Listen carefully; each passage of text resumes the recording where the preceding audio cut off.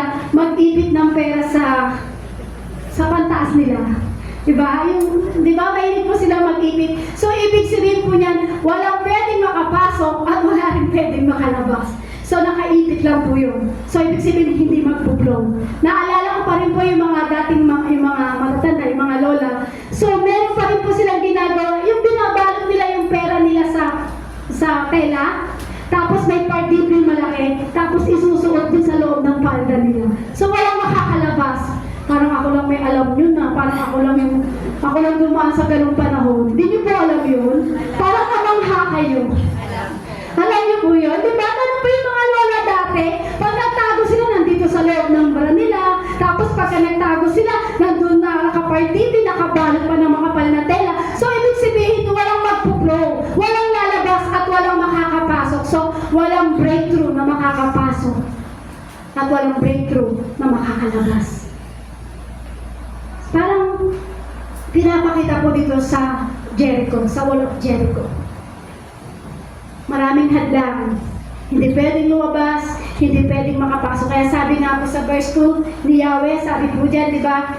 Sinabi ni Yahweh kay Josue, pakinggan mo ito, ibinigay ko na sa inyo, ibinigay ko na sa iyo mga kamay ang Jericho upang sakupin ito at gapiin ang kanyang hari at magigiting na kawal. Pero alam niyo po, sabi po ni Yahweh yan, nagsalita ang Diyos. So, ibig sabihin yan, may unang step na ibinigay ang Diyos kay Josue para magkaroon sila ng breakthrough sa kanilang buhay. Amen? Ibig sabihin niya, may revelation. Amen. So, naririnig mo ba kapatid ang revelation ng Lord sa buhay mo? Meron po ba dito nakatanggap at merong narinig na revelation ng Diyos sa kanyang buhay? Amen. Amen? Amen. Amen po. O yung salita lang ng kapitbahay. Dapat narinig mo ang salita ng Diyos. Kapag narinig mo ang salita ng Diyos at merong unang step na pinagawa ang Diyos sa iyo, makakapasok ang breakthrough sa buhay mo. Amen? Hindi ang salita ng kapitbahay mo ang maririnig mo. Hindi ang salita ni Marites ang maririnig mo. Kailangan ang marinig mo, walang iba, kundi ang salita ng ating Panginoon Jesucristo. Amen. Amen? Kung meron kayong panghahawakan sa sinabi ng Diyos sa buhay mo, kung ano ang pangako ng Diyos sa buhay mo, panghawakan mo. Amen. Amen? Kung ano ang pangako ng Diyos sa pamilya mo, panghawakan mo yan. Amen? Kasi bilang Kristiyano, kailangan naririnig natin ang sinasabi at inuutos ng Diyos sa atin. Amen? Ano man ang pangako ng Diyos, gagawin niya sa atin. Amen? Kaya sabi po, sumunod po dito, sabi po diyan, see? So, God is not telling Josue to look with physical eyes. God is commanding Joshua to see with spiritual vision. Sumunod, because breakthrough begins in what you see before at appears in what you hold. So, napakahalaga ang salita na makita natin, na makita mo at marinig mo kung ano ang sinasabi ng Diyos sa iyo. Kaya sabihin mo sa katabi mo, breakthrough is for you. Breakthrough is for Yung you. sabihin mo, breakthrough is for you. Breakthrough is for you. Sabihin mo rin sa sarili mo, breakthrough is for me. Breakthrough is for me. Nakita ni Joshua. Nakita ni Joshua, sabi sa kanya ng Diyos, sabi sa kanya ni Yahweh, sabi sa kanya, sabi po sa kanya, di ba, sabi diyan, Joshua to look with physical eyes. So, ibig sabihin, commanding na ito ni Yahweh sa kanya. Kailangan buksan niya yung kanyang mata. Ibig sabihin po niyan, nakikita kasi ni Joshua yung makapal na wall of Jericho. Pero kapag tinignan niya ang promise ng Lord, baliwala ang makapal na pader ng Jericho na yan. So, ganun din yan sa iyo, kapatid.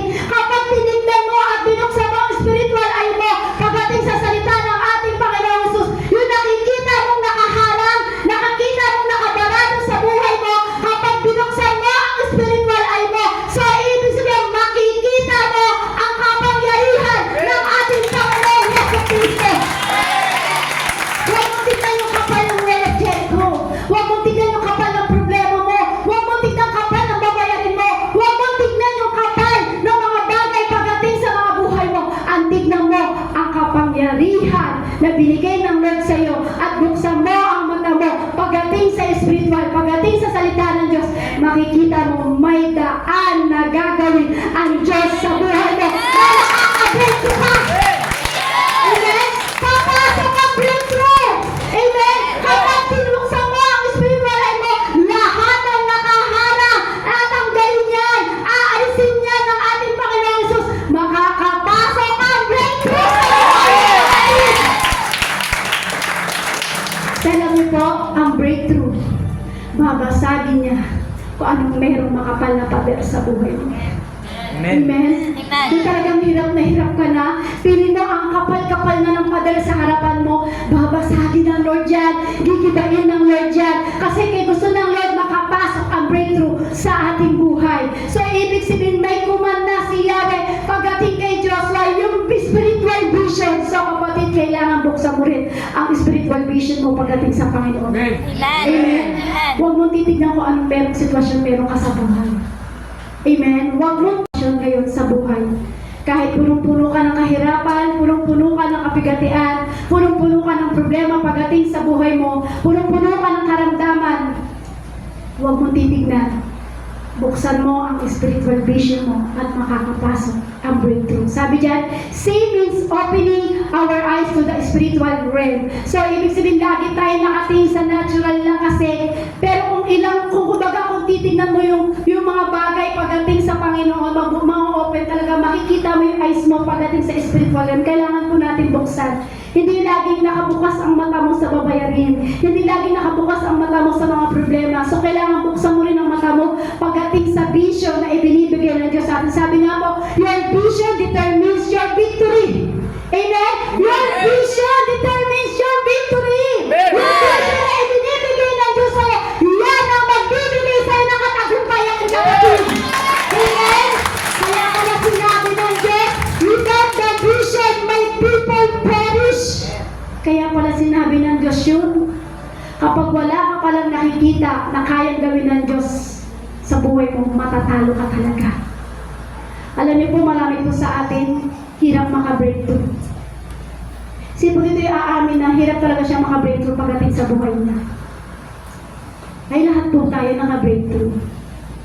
Ako inaamin ko po, hirap po ako maka-breakthrough pagdating sa buhay. Pero kapag ang Diyos ang tinaas ko sa buhay ko, makaka-breakthrough tayo pagdating sa buhay natin. Amen? Kasi dapat makita mo yung pangako ng Diyos eh.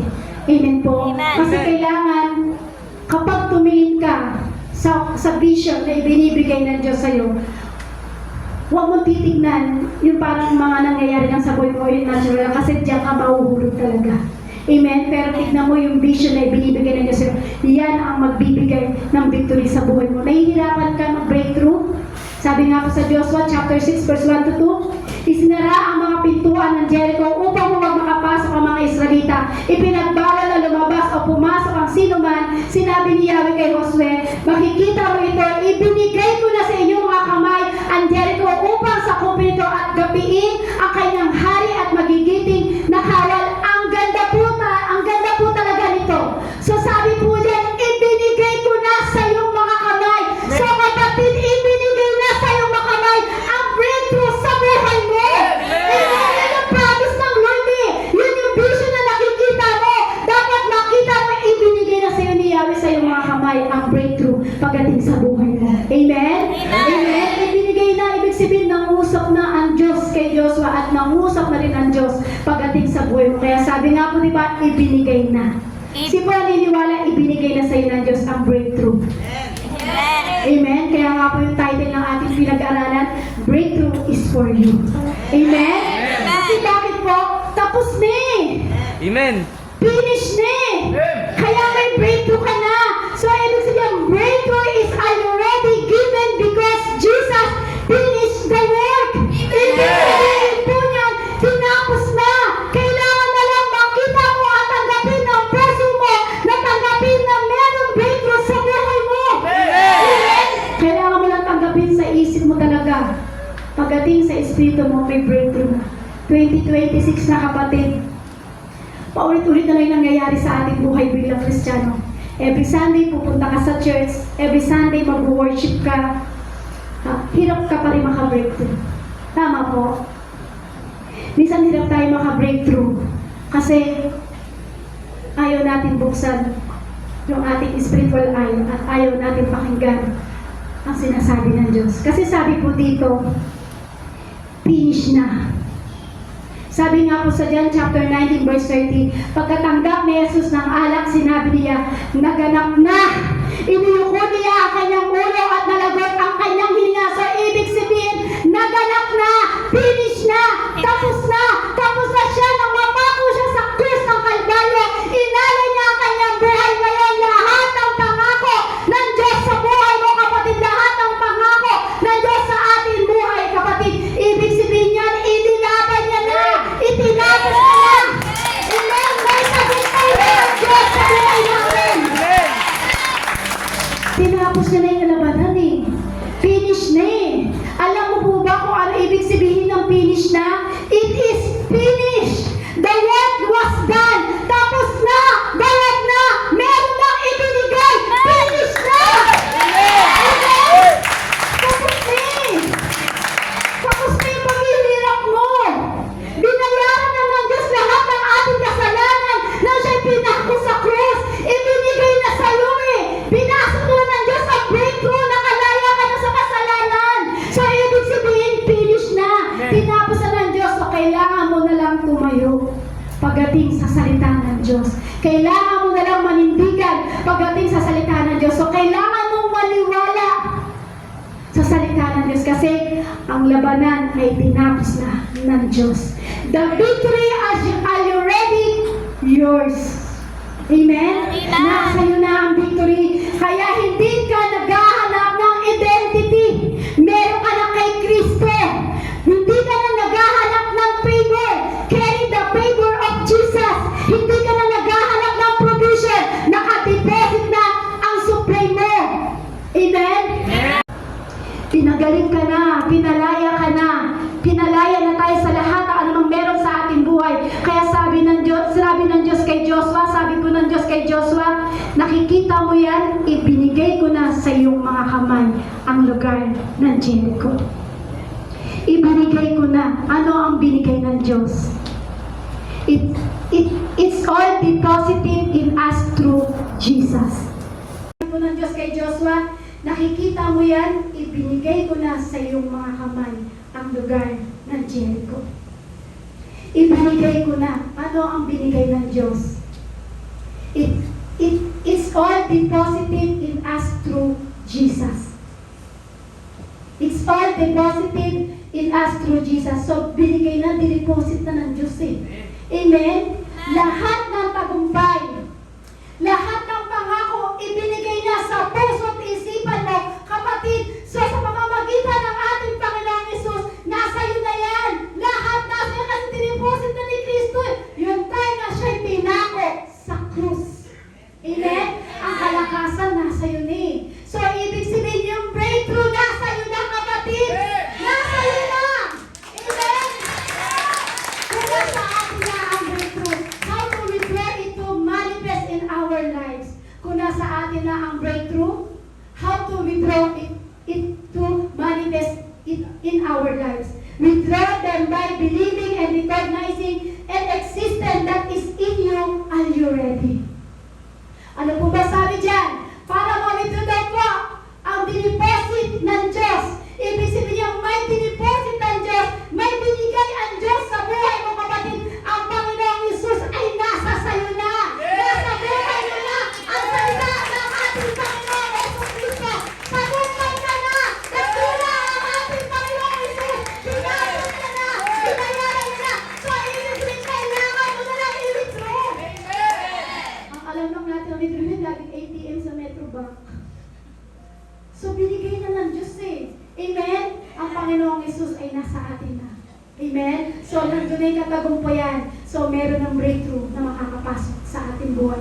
Para ma-withdraw daw po ang pangako ng Diyos, kailangan mong i-withdraw sa pamamagitan ng pananampalataya. Sabi nga po sa Marcos chapter 11:22-24, tandaan ninyo ito, kung kayo'y mananampalataya sa Diyos at hindi kayo nag-aalinlangan, maaari ninyong sabihin sa bundok na ito, umalis ka riyan at tumalon ka sa dagat, at ito nga ang mangyayari. Kaya sinabi ko sa inyo, anuman ang hingin ninyo sa inyong panalangin, maniwala kayo, tatanggap na ninyo iyon. yun at matatanggap nga ninyo yung maniwala ka, natanggap mo na yung kapatid. Discover and live to what is already yours. Ini-discover mo na lang eh. Ini-discover mo lang yung, kumbaga, mananampalataya ka na lang, ipapabuhay mo na lang yung bagay na ibinigay sa iyo ng Diyos na kailangan mo sa breakthrough mo. Kailangan mag-manifest sa atin. Amen? Kaya kung sa kahirapan, kung lagi ka sinasabi mo mahirap ka, dahil may breakthrough ibinigay ng Diyos, hindi ka na mahirap.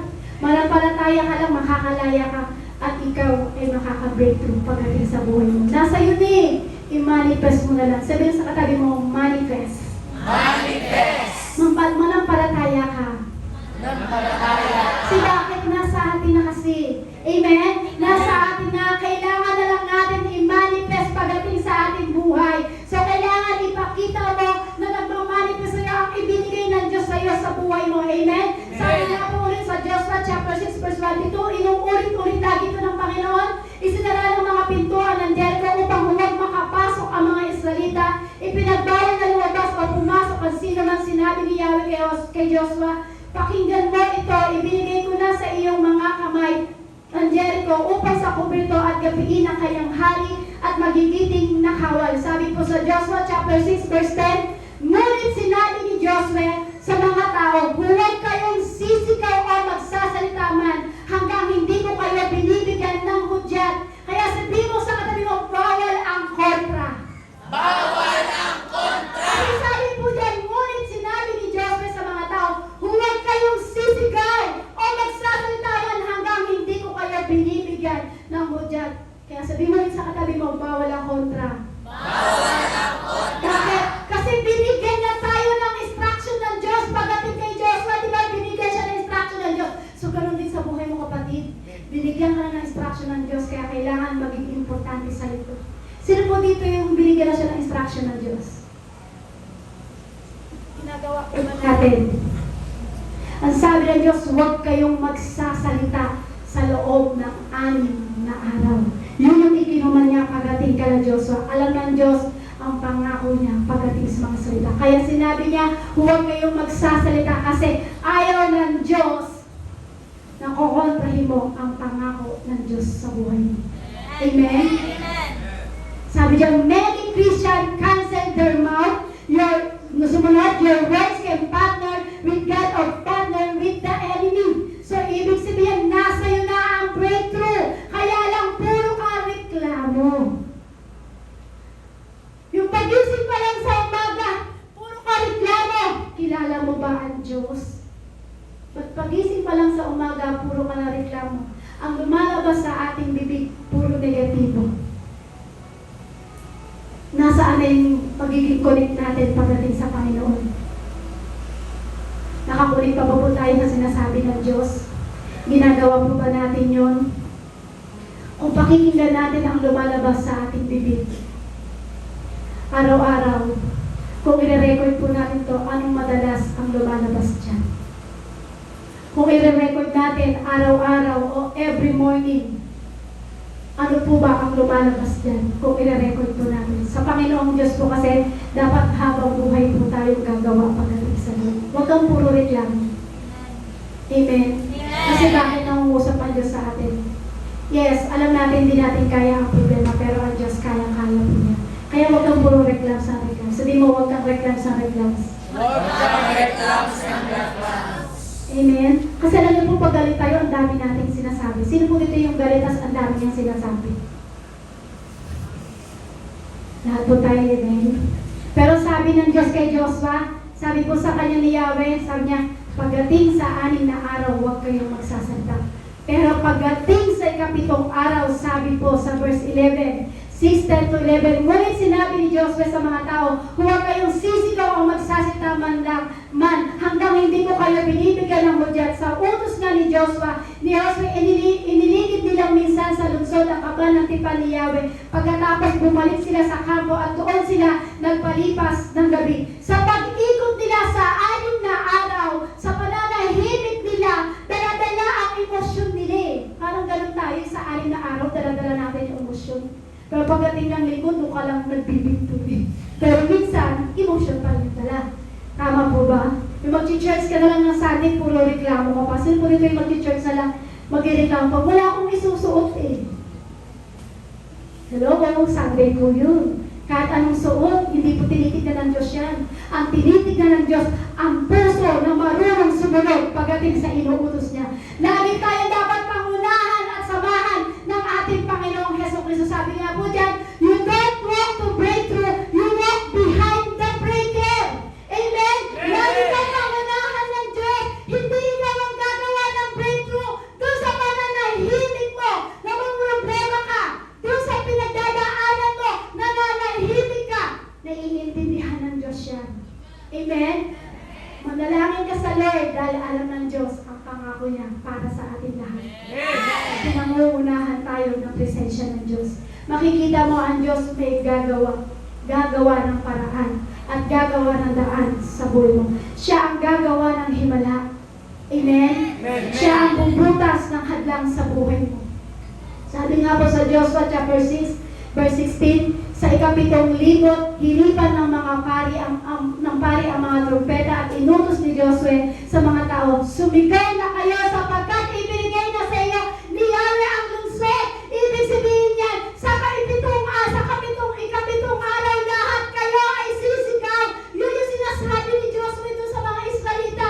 May panahon na pananahimik at may panahon na magsisigaw. Amen? Sabihin mo sa kanila, may panahon na pananahimik. May panahon ng pananahimik. May panahon na pagsigaw. May panahon ng pagsigaw. Marami po siguro sa atin o marami sa inyo sa panahon ng season ng pananahimik ng iyong buhay o sa pananahimik na anumang pinagdadaanan ng iyong buhay. May panahon din po yan. May season din po yan sa pagsigaw.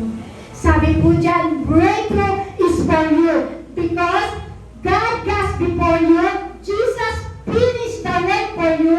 The promise is deposit in you. Faith activate the breakthrough in you.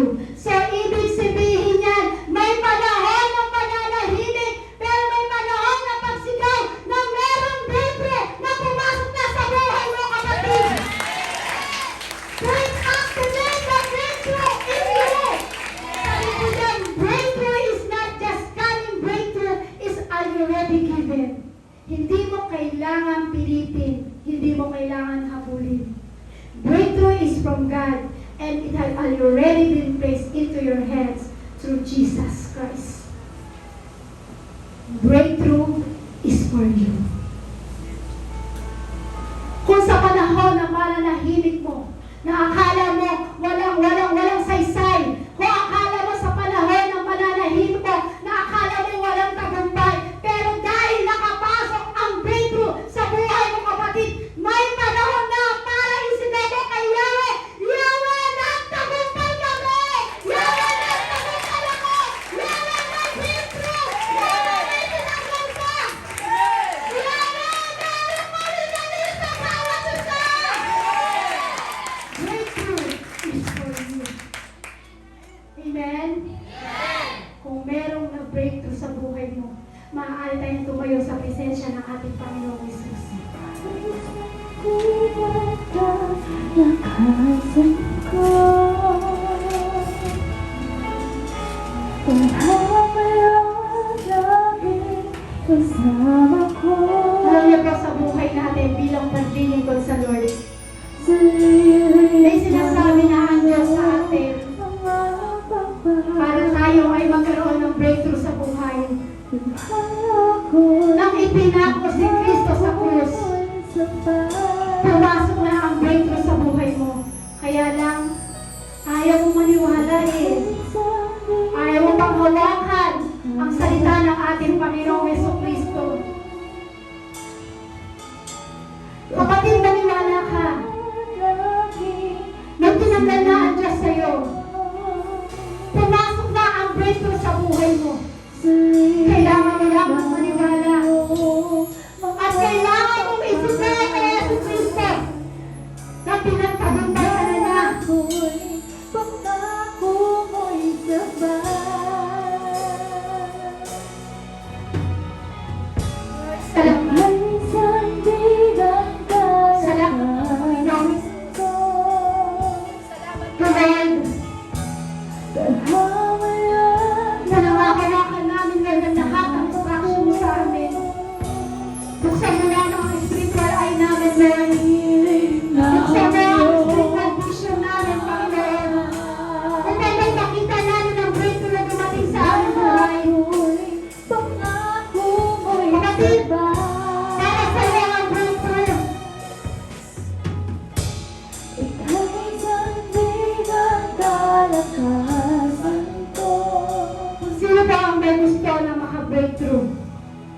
sino ang may gusto na may tanggalin ng Diyos sa kanyang buhay.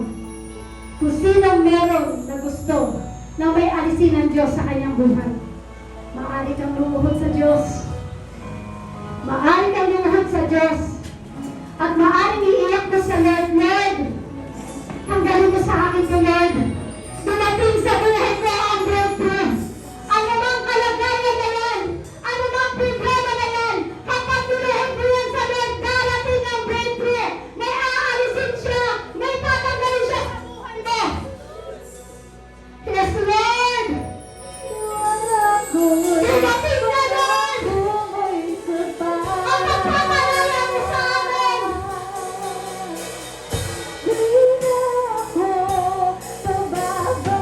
Sinabihan kami sa lahat, Panginoon Jesus! Sinabihan kami at sinabihan kami sa iyo kahapon!